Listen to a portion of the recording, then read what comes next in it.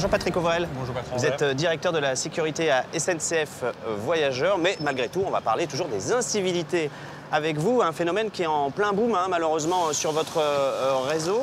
Plus 57% d'incivilité sur les 4 premiers mois de l'année par rapport à l'année précédente. Comment on lutte face à tout ça? Est-ce que c'est le tout répressif ou la sensibilisation, la pédagogie? On joue sur les deux axes. L'axe préventif, des campagnes d'information. On fait des campagnes de médiation avec Île-de-France Mobilité. On a ce travail dans le contrat pour faire de la médiation. On a plus de 200 personnes qui tournent sur le réseau pour expliquer que ça gêne les autres et puis qu'il y a d'autres moyens de voyager plus tranquillement. Est-ce que ça marche? Est-ce qu'ils sont à l'écoute, les gens? Je pense qu'il y a un bon dialogue qui s'installe.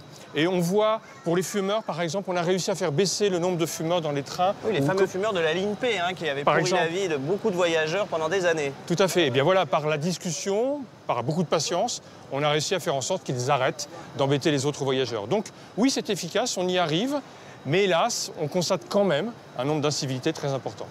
Alors on ne le dit pas suffisamment, mais c'est vrai qu'on parle évidemment des usagers, des voyageurs qui sont évidemment victimes des comportements des autres.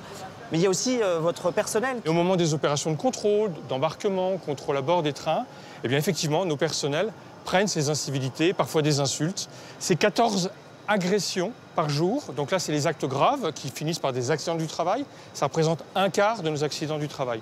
Et donc, quelle est la réponse face à tout ça, une fois de plus? On forme nos personnels dans des attitudes, dans la posture, dans l'échange.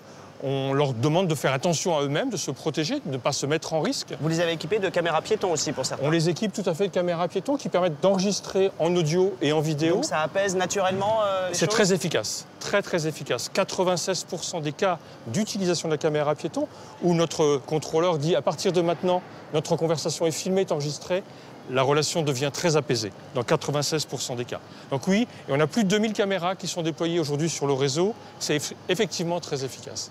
Merci beaucoup Patrick Auvrel pour toutes ces précisions.